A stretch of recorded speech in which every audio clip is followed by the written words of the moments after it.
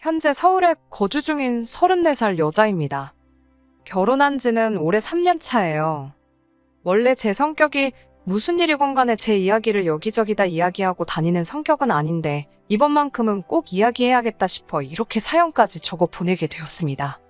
여기 올라오는 사연들 보면 언제나 문제는 시댁에서부터 시작을 하잖아요.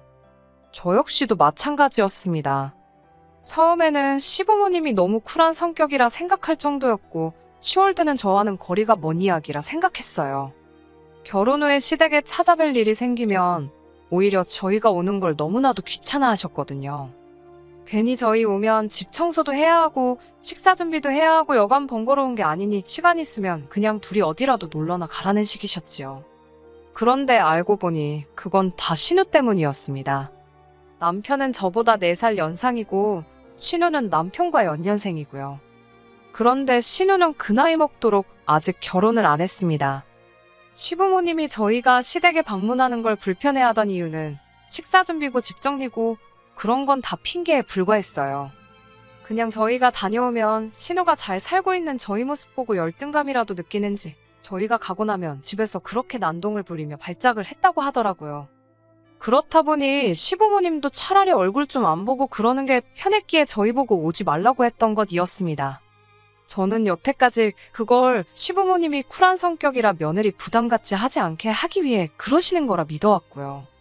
신우 성격 이상한 것도 시부모님은 물론 남편도 다 알고 있던 사실인데 팔은 안으로 굽는다는 그 말이 결국엔 다들 신우를 위해서 제가 희생하는 게 당연한 거라 생각하고 있었다는 거네요. 제 본가는 지방에 있습니다. 저는 대학부터 시작해서 남편과 결혼해서 서울로 올라오기 전까진 계속 지방에서 거주하고 있었어요. 남편은 제가 다니던 회사 거래처와 연결된 회사에 다니고 있었고 본사는 서울에 있었는데 파견근무차 저희 지역에서 1년 조금 넘게 거주를 했었거든요. 어떻게 인연이 다 연애를 시작하게 되었고 남편이 서울에 있는 본사로 복귀하면서 몇 달 정도 주말 연애를 이어가다가 청혼을 받게 돼서 결혼까지 하게 되었습니다. 저한테는 쉬운 결정이 아니었어요. 대학도 본가 근처에 있는 지역에서 나왔고 회사 또한 같은 지역으로 취직을 했기에 제가 서울에 어디 기들곳 하나 있던 게 아니었거든요.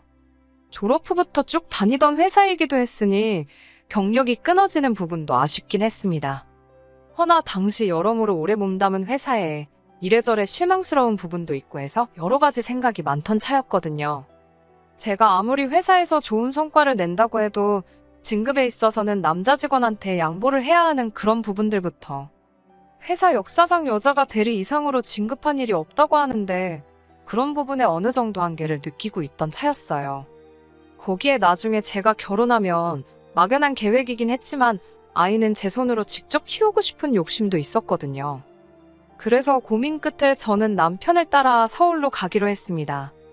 회사 사표 한 장 집어던지면 끝나는 거지만 삶의 터전을 바꾸는 거니 여러모로 정리해야 할 게 많았습니다. 지방이긴 하지만 그래도 제 명의로 아파트를 하나 보유하고 있었거든요. 제가 대학교를 다닐 때는 친정부모님 집에서 같이 살면서 통학을 했었어요. 그리고 졸업과 동시에 취직을 하게 되었으니 독립을 해보고 싶은 마음도 있었고 무엇보다 부모님 집에서 회사까지 출퇴근이 정말 불편하게 되어 있었거든요. 차를 사는 방법도 있긴 했는데 제가 말씀드렸다시피 회사가 이상한 부분에서 소위 말하는 꼰대 같은 모습이 좀 있었어요. 그래서 당시 신입 직원이었던 제가 차를 끌고 출근하는 건 상상도 못할 일이었습니다. 지금 생각해보면 차 끌고 출근하는 거랑 신입 직원인 게 무슨 상관이 있나 싶지만 그때는 회사의 암묵적인 룰이니 당연히 따라야 한다 생각했고요. 출퇴근으로만 몇 시간씩 시간을 버리게 되니 여러모로 부모님 집을 나와 독립을 하는 게 가장 좋겠다는 생각이 들었어요. 그래서 회사 근처에 있는 월세 같은 걸 구해 혼자 살아볼 작정이었거든요. 몇 달 일해서 월급도 모여있던 상황이었는데 그 돈으로 구할 수 있는 방은 회사와는 가까워지지만 출퇴근이 불편한 건 매한가지였어요. 그래서 회사 근처에 있는 신축 오피스텔 같은 곳을 알아봤는데 그런 곳은 또 보증금부터가 꽤나 목돈이 필요하더라고요. 월세는 월세대로 비싼 느낌이고 관리비는 관리비대로 이중으로 돈이 나가니 출퇴근 좀 편하게 하겠다고 돈을 버리는 느낌도 들었고요. 그렇게 고민하던 와중에 친정부모님께서 상황이 그러면 월세를 구하는 게 아니라 아예 자가로 집을 하나 구하는 게 어떻겠냐 하시더라고요. 전세를 구하는 방법도 있긴 했지만 부모님께서 이리저리 같이 알아봐 주시다가 투자 가치도 조금 있어 보이는 아파트를 골라 그 아파트를 매매하게 되었습니다. 친정부모님께 6천 정도의 목돈을 지원받았고 나머지는 제가 모은 돈에 은행 대출을 껴서 제 나이 25에 내 이름으로 된 집을 갖게 되었지요. 24평에 지은 지 좀 되는 아파트기는 했지만 혼자 살기에는 더없이 넓은 집이었어요. 값도 합리적이고 출퇴근 문제도 해결되고 월세 나가는 거나 대출이자 내는 거나 비슷하겠지만 그래도 언젠가 이 집이 내 것이 될 거라는 생각에 이자 내는 건 아깝지도 않았습니다. 그 후부터는 열심히 돈을 모으며 빚부터 갚아야겠다 생각해서 돈 모으는 것에만 열중했어요. 조금씩 아끼고 절약하며 살다 보니 5년 뒤에 은행 대출은 완전히 다 털어버리게 되었습니다. 남편하고 연애를 시작하던 시점에는 이미 은행 빚은 다 갚은 상태였어요. 이래저래 수중에 모인 돈도 꽤나 있던 상황이었고요. 그리고 남편의 청혼을 받아 남편을 따라 서울로 가는 걸 결정했을 때 집은 집대로 있고 저한테는 추가적으로 1억이 넘는 저금이 있는 상황이었습니다.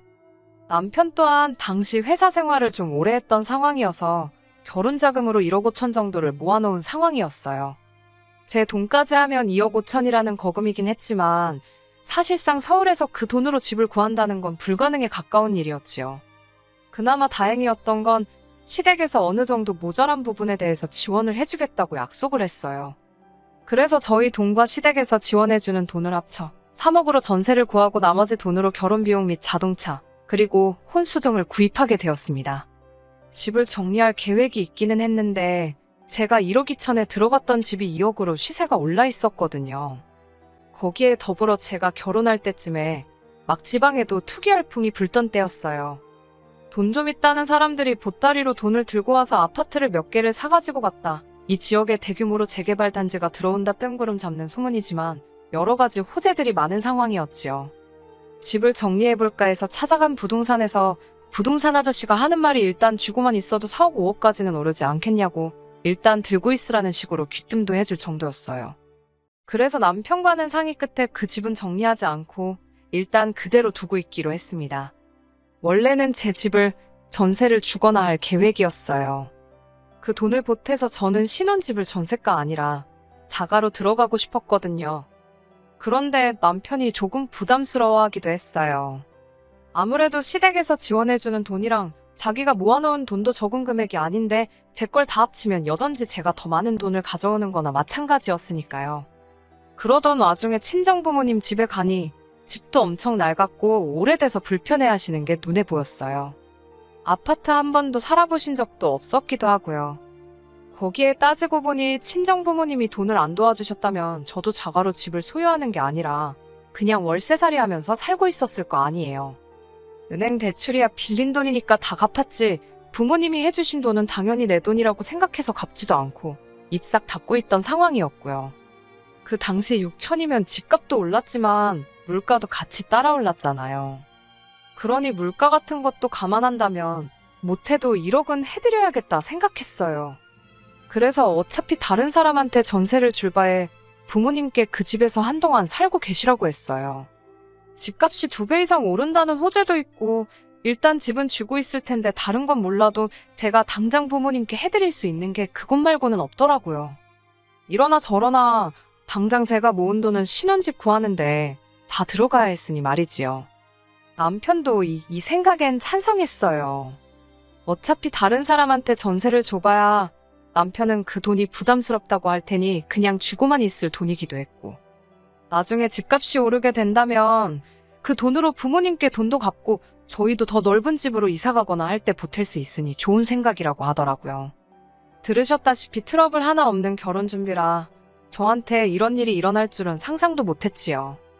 결혼 준비하면서 헤어지는 사람들도 많다는데 저희는 모든 게 물 흐르듯 좋게 좋게 잘 넘어갔으니 말이지요. 신우와 결혼 전에는 딱히 만날 일이 없었는데 축의금도 일부러 그런 건지 3만 원만 내고 가고 집 들일 때도 빈손으로 와서는 뭐 가구가 싸구려 느낌이 나네 하면서 처음부터 시렌트를 내서 대충 신우가 저를 안 좋아한다는 건 눈치를 채고 있었어요.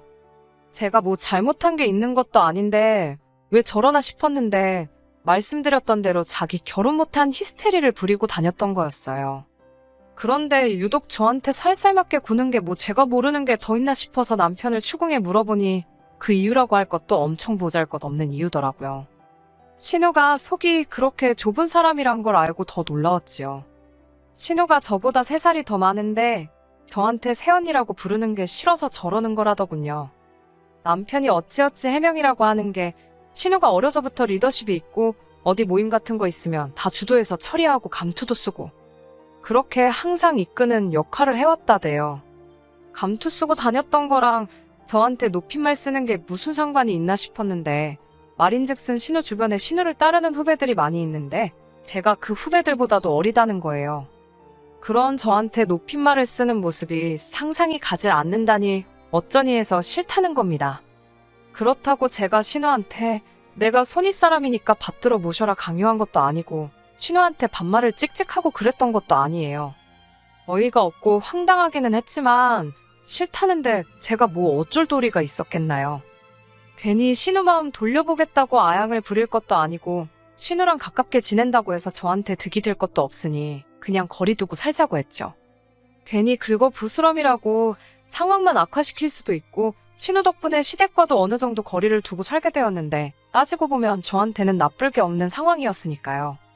남편도 시부모님도 나서서 이 상황을 나아지게 하려는 게 아니라 피해가자는 입장이었으니 그냥 그렇게 대면대면하게 지내기로 했었습니다. 그런데 그런 신우가 뭘 잘못 먹기라도 한 건지 언젠가부터 저한테 먼저 연락도 오고 새언니 하면서 친한 척을 하기 시작하더라고요. 그게 싫다고 할 땐 언제고 저도 사회생활을 했으니 대충 짐작은 가더라고요. 보통 사람이 갑자기 변하면 그게 죽을 때가 다 돼서 그러는 거 아니면 저한테 뭐 얻어낼 게 있어서 그러는 거 아니겠어요? 제 생각대로였어요. 신우가 갑자기 죽을 때가 된 게 아니고 진짜 이유는 후자에 가까웠습니다. 신우가 그 나이 될 때까지 결혼을 못한 건 신우 성격 때문에 그런 거라고 생각했어요. 이상한 데서 자존심 세우고 자기 자신을 너무 고평가하는 그 인성이 문제였겠지요. 그런데 집신도 짝이 있다더니 그런 신우도 결혼을 전제로 만나는 사람이 생겼어요. 그리고 두 사람이 이야기가 잘 돼가고 있는 건지 결혼 이야기가 두 사람 사이에서 오가고 있다더라고요. 하지만 그때까지도 신우가 저한테 잘 보일 이유가 하나도 없다고 생각했거든요. 제 딴에는 신우가 결혼도 가까워졌으니 남자 쪽에 가정적인 여자임을 보여주고 싶어서 가족들과 잘 지내는 모습을 보여주고 싶어서 저러나 아니면 축의금으로 한돈 200만 원 정도 달라고 하려나 그 정도로만 생각을 하고 있었는데 제 예상을 아늑히 초월하는 부탁을 해오더군요. 신우가 계속해서 한 번 만나자고 자리를 만들려고 할 때부터 촉이 안 좋았어요. 아마도 신우가 저한테 뭔가 부탁을 한다면 그날 그 자리가 바로 그 부탁을 해오는 자리가 될 거라 생각했거든요. 신우가 정신을 차렸구나 생각하고 최대한 그런 쪽이 아니라고 생각하려고 했지만 역시나 안 좋은 예감은 틀리는 법이 없었네요. 집들이 때도 안 사온 휴지 선물 세트를 사들고 와서는 가족 좋은 게 별거 있겠냐며 너스레를 떨더라고요. 괜히 시간 끌지 말고 본론만 빠르게 말해줬으면 하는데 언제부터 저희가 그렇게 친하게 지냈다고 온갖 아는 척, 추억이 넘쳐나는 척을 하면서 온갖 아양을 다 떨더라고요. 없는 추억 억지로 짜내서 분위기를 띄우려다가 막상 이야깃거리가 다 떨어지니 그제서야 본론으로 넘어가는데 신우는 나 결혼하는데 다른 건 딱히 해줄 필요 없다는 말로 시작해서 말도 안 되는 부탁을 별것도 아닌 것처럼 말을 하더라고요. 우연의 일치라고 하면서 자기 결혼할 남자가 이번에 제 본가가 있는 쪽으로 내려가 장사를 시작할 계획이라고 하더군요. 그리고 제 명의로 그쪽에 아파트를 가지고 있다는 사실을 들었다면서 다른 건 아니고 그 집을 자기들이 사주겠다고 하더라고요. 인심 쓰듯이 사주겠다는 말이 어이가 없었습니다.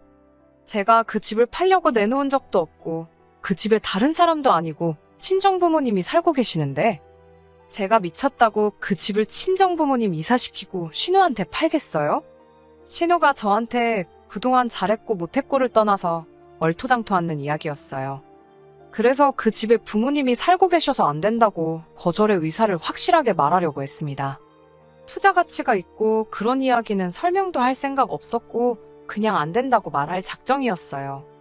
안 된다는 말을 꺼내려는데 신우는 이미 저한테 집을 사기로 한 것 마냥 제 말을 끊고는 더 어이없는 말을 하더군요. 결혼 후 몇 년 시간이 지나 시세도 이제 3억 초중반을 왔다 갔다 하고 있는 아파트를 대뜸 자기한테 1억 5천에 넘기라는 거예요. 세상에 애놀이를 해도 집값을 반 이상 깎아서 팔려고 하는 건 세상 어느 나라 개념인가 싶었습니다. 신우한테 그건 또 무슨 말도 안 되는 소리냐며 집을 팔 생각은 추호도 없었는데 1억 5천에 사겠다는 말을 들으니 더더욱이 팔 생각이 없다고 신우한테 집 이야기는 그만하라고 했어요. 시세에 곱절을 준다고 해도 팔 생각이 없으니 더는 물어볼 필요도 없다고요. 거절을 당하니 신우가 본 모습을 보이며 아주 입에 개거품을 물기 시작했습니다. 자기가 이렇게까지 숙이고 나왔는데 어떻게 고민도 안 해볼 수가 있냐고요.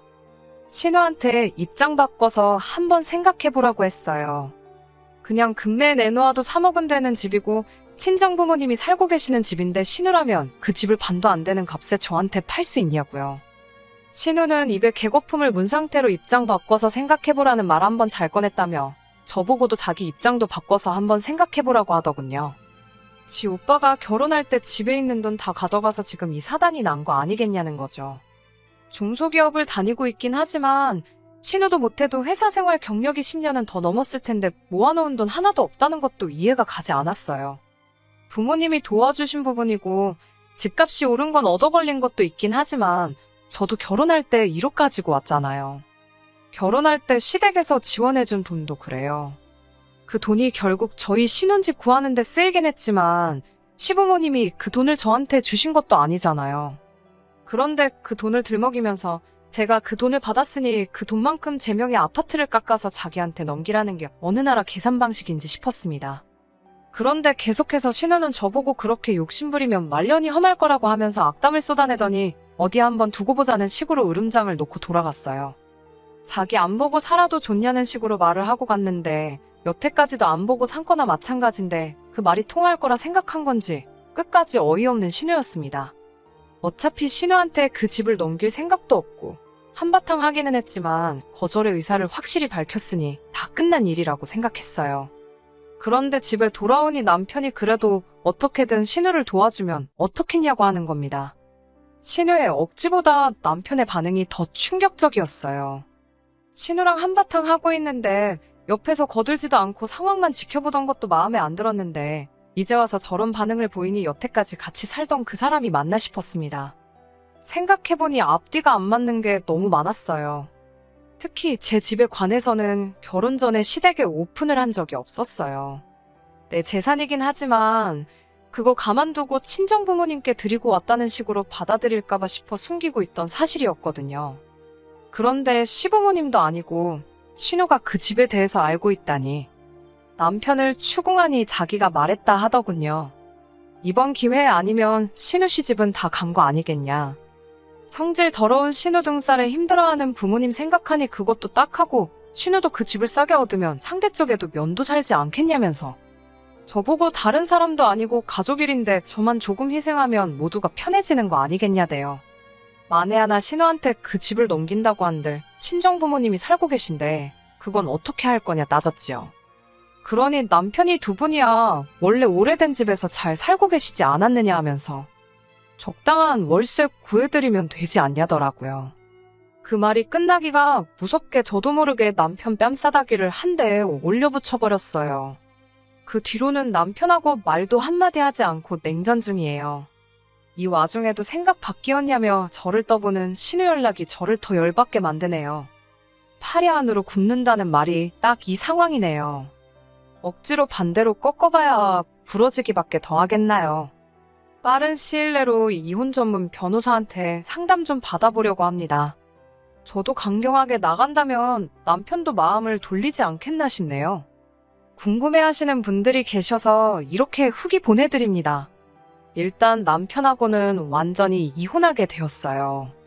생각을 바꿀 모습도 보이지 않고 반성은커녕 이런 걸로 이혼하자고 하는 제가 괘씸하다는데 더 뭘 두고 봐야 하나 싶더라고요. 전후 사정을 알고 나니 이혼하는데 확신만 더 갖게 되었어요. 신우 남편 될 사람이 우연찮게 제 고향에서 장사를 하는 것도 아니었어요.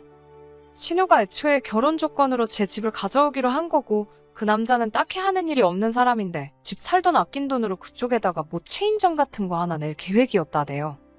시모까지 나서서 그럼 그 집을 안 팔아도 되니까 친정부모님 내쫓고 거기서 신우 돈 모을 때까지 살게 해주면 안 되냐고 물어보는데 신우 먹고 사는 건 그렇게 중요한데 식가족 그 누구도 저희 부모님 생각해주는 사람 없더라고요. 그래서 이혼을 진행하게 되었어요. 남편은 오히려 이혼하자는 말에 기고만장해져서 재산 분할로 내 집 절반을 가져오겠다 으름장을 놓는데 좀 알아보고 그런 말 좀 하지. 결혼 전부터 가지고 있던 내 재산을 무슨 수로 자기가 가져가겠다는 건지 싶더라고요. 덕분에 이혼은 오히려 수월했네요. 오히려 전세로 들어간 돈에 제 돈도 껴있었으니 위자료며 재산 분할이며 이것저것 해서 제가 가져온 게 더 많아요. 혼수도 그대로 들고 와서 제 집에다 옮겨놨고요. 남편은 남은 돈 들고 시부모님 집으로 들어갔는데 시부모님도 이번에 꼭 신우는 시집을 보내야겠다고 생각한 건지 남편이 들고 온 돈 가지고 신우 시집을 보냈더라고요. 남편도 느끼는 바가 있었는지 저한테 연락해서 다시 합치자는 헛소리를 하더라고요. 평생 당신이 모은 돈 들여서 동생 시집 보내줬으니 부모님도 편해지고 당신도 행복한 거 아니냐고 영양가도 없는 소리 할 거면 열심히 돈 벌어서 신우 뒷바라지를 해주던 부모님 편하게 효도나 하라고 했어요. 저는 고향 내려와서 부모님 가지고 계신 돈하고 이혼할 때 들고 나온 돈에서 부모님하고 작은 가게 하나 차렸습니다. 잠깐 힘든 일이 있긴 했지만 힘들었던 거 자꾸 되새겨서 뭐 하겠어요. 앞날이 아직도 창창한데 제 행복 찾아가면서 열심히 살아보려고 합니다. 끝까지 들어주셔서 감사합니다. 오늘의 사연은 여기까지입니다. 구독과 좋아요, 알람 설정 부탁드리고 더 좋은 사연으로 다시 찾아뵙겠습니다. 감사합니다.